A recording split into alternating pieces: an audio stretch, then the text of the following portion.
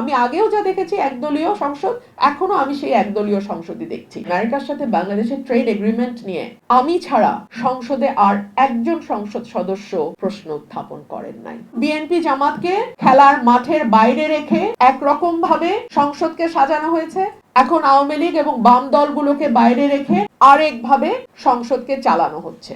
আমরা দীর্ঘদিন একদলীয় শাসন দেখেছি, এখনো তার ধারাবাহিকতা চলছে। তখন বিএনপি জামাতকে খেলার মাঠের বাইরে রেখে একরকম ভাবে সংসদকে সাজানো হয়েছে, এখন আওয়ামী লীগ এবং বাম দলগুলোকে বাইরে রেখে আরেকভাবে সংসদকে চালানো হচ্ছে। This is all the same. আমি আগেও যা দেখেছি একদলীয় সংসদ, এখনো আমি সেই একদলীয় সংসদই দেখছি। এবং এটা আমি যেদিন সংসদে প্রথম যাই আমি বলেছিলাম।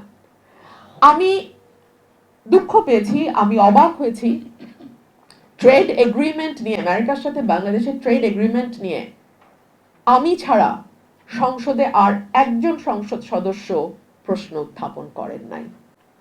আমি যদি 5 জন সংসদ সদস্যকে পেতাম, আমি একটা নোটিশ দিতে পারতাম স্পিকারের কাছে যে আমি এই বিষয়টার উপর আমরা সংসদ সদস্য 5 জন আলোচনার প্রস্তাব রাখছি। কিন্তু আমি তো 5 জন সংসদ সদস্যই পেলাম না। আমি তো এই নোটিশটাই দিতে পারলাম না, আমাকে পয়েন্ট অফ অর্ডারে দাঁড়িয়ে এই বিষয়ে কথা বলতে হলো।